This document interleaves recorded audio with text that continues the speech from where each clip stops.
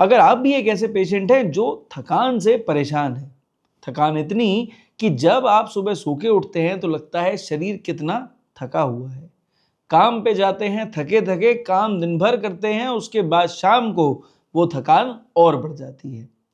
कभी कभी ये थकान इतनी होती है कि रात को नींद भी नहीं आती, और कभी इतनी अच्छी नींद आती है पर उसके बावजूद सुबह उठ के फिर थकान महसूस होती है।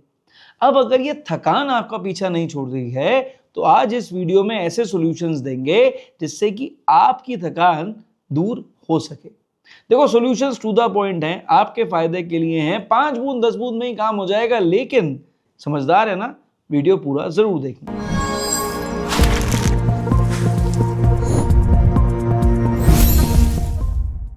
अब चलो होम रेमेडीज पे बात कर लेते हैं, घरेलू नुस्खे जो कि आपकी वास्तव में मदद कर सकते हैं। कारण के हिसाब से चर्चा करते हैं।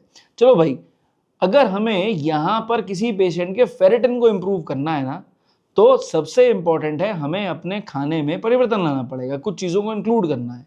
अब अगर मैं आपसे कहूँ हरी पत्तेदार सब्जी आप खा लो फेरेटिन को बढ़ाने के लिए, तो आप कहोगे अरे डॉक्टर साहब उससे फिर पथरी बनने लग जाएगी। तो प्रॉब्लम क्या है कि हमारे पास बहाने बहुत सारे हैं, सब्जी मिल नहीं रही है, जो मिल रही है वो इंजेक्शन लगी आ रही है, फर्टिलाइजर ज़्यादा है, और या फिर वो पथरी बना दे। ऐसे में फेरेटिन कैसे बढ़े? आप एक काम करो, सबसे आसान काम है, आपके घर में किशमिश रखी है, आपके घर में मुनक्के रखे हैं, आप अपने घर में रोज रात को सोने से पहले एक छोटी सी कटोरी के अंदर ऑलमोस्ट 5 किशमिश डाल लीजिए, 4 मुनक्के डाल लीजिए, और आप इसको रात भर भीगे रहने दीजिए। जब आप मॉर्निंग में सुबह उठते हैं तो आप पहला काम करिए कि ब्रश करने के बाद, दिन जो आपकी जो नित्य क्रिया है उसे करने के बाद, एक्सरसाइज करने के बाद खासकर, आप ये जो किशमिश और मुनक्के हैं इसको डेली कंज्यूम करना शुरू करिए। अगर आपसे मुनक्के नहीं कहाँ मिलते हैं या आपकी इच्छा नहीं करती है तो आप 2 खजूर भी ले सकते हैं। भाई देखो, ये जो 2 चीज़ें हैं ना, ये बहुत इंपॉर्टेंट सोर्स है आपके शरीर में, ये भरपूर ताकत देता है। ये मैग्नीशियम आपको देगा, ये पोटेशियम आपको देगा, ये जिंक आपको देगा, ये मैग्नीशियम आपको देगा, और संग में आपको ग्लूकोज भी देगा। अगर आप इसको रेगुलरली कंज्यूम करते हैं, आप खुद देखिएगा आपको शरीर में बहुत अच्छे रिजल्ट देखने को मिलेंगे। सर्दियों के समय पे आप इसके संग में भुने हुए चने भी ले सकते हैं। तो अगर आप ये तीनों चीज़ें सर्दियों में लेंगे तो बहुत ही अच्छा।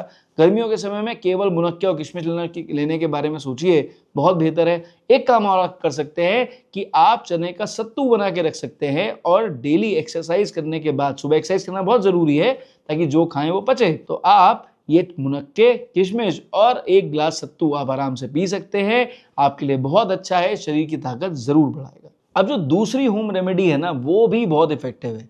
अब ये होम रेमेडी कम आपके शरीर में माइटोकॉन्ड्रिया को एक्टिवेट करने की एक बहुत इजी रेसिपी है। तो अगर आपके शरीर में लगता है कि भाई पावर हाउस की कमी हो रही है, मेरा शरीर कमजोर होता जा रहा है, रिपोर्ट में नहीं दिख रहा, तो आपको कुछ नहीं करना है। आपको अपने शरीर में प्रीबायोटिक और प्रोबायोटिक को पूरी तरह से बैलेंस करके मैनेज करना है। आप बस इतना काम कर लो, आप खुद देखना, जब आपका गट इंप्रूव करेगा तो ऑटोमेटिकली आपके शरीर की एनर्जी भी इंप्रूव करेगी। तो सबसे इजी प्रीबायोटिक और प्रोबायोटिक पता है क्या है? खीरे का रायता।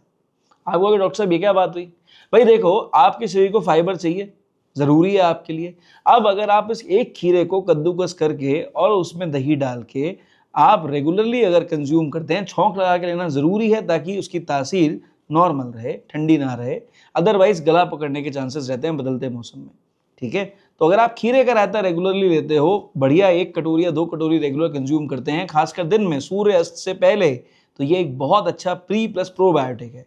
लेकिन अगर हमें इसे और बेहतर करना हो, आपकी कमजोरी को दूर करने के लिए, तो आप एक काम कर सकते हैं कि आप चिया सीड्स को भिगो दीजिए, 2-3 घंटे भीगे रहने दीजिए। आप कोशिश करिए पूरे दिन में कम से कम 1.5 चम्मच चिया सीड्स भीगे हुए खीरे के रायते के संग में डेली कंज्यूम करें।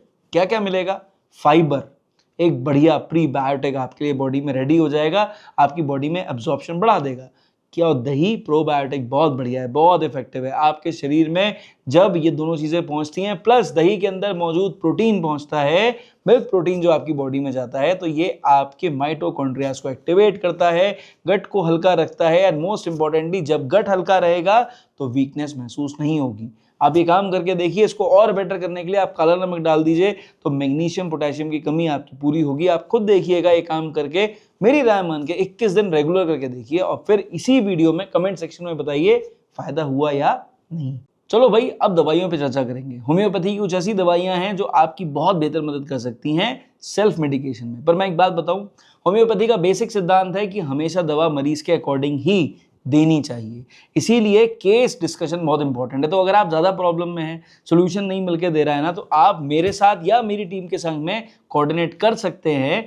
हम आपके केस के अकॉर्डिंग आपकी ज़्यादा बेटर मदद कर पाएंगे। पर अगर आप चाहते हैं वीडियो से सोल्यूशन मिल जाए, तो चलो वीडियो में सोल्यूशन पे चर्चा कर लेते हैं जो मैक्सिमम मरीजों की मदद कर सके। पर परेशानी ज़्यादा होने पर डॉक्टर को दिखाने में कोई बुराई नहीं है, इसे ईगो पे मत लेना। चलो भाई, पहली दवा कौन सी हो गई? बायोकेमिक। अब बायोकेमिक में मैं आपको क्लियर बताऊं, सबसे अच्छा तरीका है आप घर में बायो कॉम्बिनेशन 28 लाके रख लो। इसे हमारी होम्योपैथी में बोला जाता है जनरल टॉनिक। इसमें 12 की 12 12 टिश्यू रेमेडीज रखी हुई हैं, सब डली हुई हैं। और जो लोग कमजोरी से परेशान रहते हैं, कारण चाहे कोई भी हो, उनको अलग अलग दवाइयां लेके कॉम्बिनेशन बनाने की कोई ज़रूरत नहीं है। अब इसमें कैल्शियम, पोटेशियम, नाइट्रम यानी हमारा सोडियम, फेरम, सिलीशिया सब कुछ मौजूद है। कुछ सोचने की ज़रूरत नहीं है। सबसे बढ़िया तरीका है कि आप बायो कॉम्बिनेशन 28 BC28 घर में ला के रख लें और आप इस BC28 को रेगुलरली 4 गोली दिन में 3 बार खाना खाने से 1 घंटे के बाद रेगुलरली कंज्यूम करिए। इससे क्या होगा, आपको खुद रेगुलर लेने पे पता चल जाएगा। पर ऐसे डॉक्टर मैं आपको बताऊं, जब भी कोई पेशेंट ज़्यादा परेशान होता है, स्पेशली बुजुर्ग या छोटे बच्चे, मैं रिकमेंड करता हूं बच्चों के लिए 2 टैबलेट दिन में 3 बार रेगुलर देनी चाहिए और बुजुर्गों को 4 टैबलेट दिन में 3 बार रेगुलर कंज्यूम करनी चाहिए। कम से कम 6 से 8 हफ्ते रेगुलर लीजिए। आप खुद देखिएगा आपकी कमजोरी में बहुत बढ़िया रिजल्ट देखने को मिलेंगे। अगर आपकी एज 25 साल से लेके और 55 साल के बीच में है, तो आप इसकी डोसेज अपनी रिक्वायरमेंट के हिसाब से लें। आइडियल तरीका यह है 4 गोली सुबह शाम आपको लेना चाहिए। कम से कम 8 से 12 हफ्ते रेगुलर लीजिए, उसके बाद आप इसे बंद कर दीजिए। पर अगर तकलीफ ज़्यादा होती है तो आप इसकी फ्रीक्वेंसी बढ़ा सकते हैं। अब जो दूसरी दवा है ना, वो बेसिकली हमारा मदर टिंचर कॉम्बिनेशन है। तो जो हमने थंबनेल में बोला था ना कि 10 बूंद दवा आपकी प्रॉब्लम सॉल्व कर सकती है, ये वही वाली दवा है। बहुत सारे लोगों की मदद कर सकती है, लेकिन यहाँ पे दवाइयों का सिलेक्शन जो है ना, वो लोगों के हिसाब से नहीं, कंप्लेंट्स के हिसाब से किया गया है। अगर हम कंप्लेंट्स को टारगेट करते हैं तो रिजल्ट मैक्सिमम लोगों को मिल सकता है। पर अगर सोल्यूशन नहीं मिलता तो मैं फिर से कहूंगा डॉक्टर से बात करने में कोई बुराई नहीं है। ठीक है, कौन से टिंचर्स यहाँ पे यूज करने हैं? पहला हो गया अश्वगंधा विथानिया सोमनीफेरा का मदर टिंचर, दूसरा हो गया अविना सटाइवा का मदर टिंचर और तीसरा हो गया सारसापेरिला का मदर टिंचर। ये तीसरे वाला हो सकता है बहुतों को खटके, रीजन बताऊंगा क्यों। भाई देखो, अश्वगंधा जो है ना, ये HPA एक्सिस को रेगुलेट करता है। अब HPA एक्सिस कौन सा है? Hypothalamus, pituitary and adrenal. अब ये 3 ग्लैंड्स के एक्सिस को रेगुलेट करने में अश्वगंधा बेहद इफेक्टिव है। तो ये क्या करती है कि आपके शरीर के अंदर ये जो स्ट्रेस का इंपैक्ट दिखाई देता है, इस स्ट्रेस के इंपैक्ट को रिड्यूस करती है, कोर्टिसोल लेवल को डाउन करने में एसेंशियल रोल प्ले करती है। तो आपके लिए बहुत अच्छी दवा है। ठीक है, तो अगर आप क्रॉनिक स्ट्रेस में रहते हैं, परेशानी में रहते हैं, जिसका इंपैक्ट शरीर पे दिखाई देता है, अश्वगंधा बेहतर है। दूसरी दवा जो हमने बताई थी यहाँ पे अविना सटाइवा, नर्वस एग्जॉस्शन, नर्व्स की वीकनेस के लिए इससे बेटर कोई और दवा होम्योपैथी में नहीं है। बहुत अच्छे रिजल्ट्स दिखाती है, क्विक रिकवरी भी करती है, लेकिन इसकी जो आइडियल डोसेज है ना, ऐसे पेशेंट्स में जिनमें खासकर नसों में कमजोरी हो, वो कम से कम 12 हफ्ते की होनी चाहिए। पर अगर उसके अलावा शारीरिक कमजोरी है तो ये बहुत जल्दी 4 से 6 हफ्ते में मरीज को रिजल्ट देती है। अब जो तीसरी दवा है ना, वो है सारसापेरिला। ये देखो भैया, एक ब्लड प्यूरिफायर भी है और ये डिटॉक्सिफाइंग एजेंट भी है। तो ये क्या करती है, जो हम कहते हैं ना कि हमें एक ऐसी दवा दे दो हमारे खून की गंदगी साफ हो जाए, उस दवा में सारसापेरिला का बहुत अच्छा एक्शन है। साथ ही साथ अगर आपको यूरिनेशन पास करने के बाद, स्टूल पास करने के बाद शरीर में बेहद कमजोरी आ जाए, यानी ऐसा लगे शरीर से वाइटल फ्लूइड्स निकल गए, तो ऐसी सिचुएशन में रिकवरी के लिए सारसापेरिला बहुत अच्छी है। तो आपको ये तीनों मदर टिंचर्स लेने हैं और प्लीज़ इसको मिला के किसी बोतल में भरने की ज़रूरत नहीं है, घर में ला के रख लो और आप इसकी 10-10 बूंद दवा आप 1 ग्लास पानी में डालो। रेगुलरली सुबह शाम आप इस दवा को लो। बुजुर्गों को तकलीफ ज़्यादा होने पर इसे आप 3 बार दे सकते हो, अदरवाइज इसकी आइडियल डोज दिन में 2 बार मोर देन सफिशिएंट है। आप इसको कम से कम 8 से 12 हफ्ते तक लो। आप खुद देखना, आपको रिजल्ट देखने को मिल जाएंगे। मिलें तो फिर दोबारा कहूंगा, कमेंट सेक्शन आपका है, प्लीज उसके अंदर आप लिख सकते हैं। जो तीसरी मेडिसिन है ना, वो है एसिड पिक्रिक 30।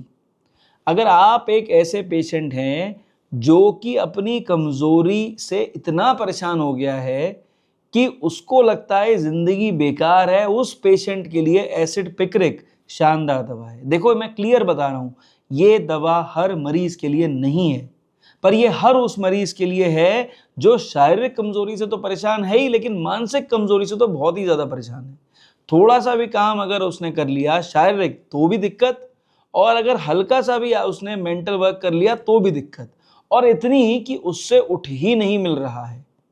ऐसे पेशेंट कई बार वो होते हैं जो किसी बड़ी बीमारी से रिकवर कर रहे होते हैं, या रिकवरी फेज में होते हैं, या बीमार होते हैं। ऐसे पेशेंट्स की रिकवरी के लिए ना ये दवा बहुत इफेक्टिव है।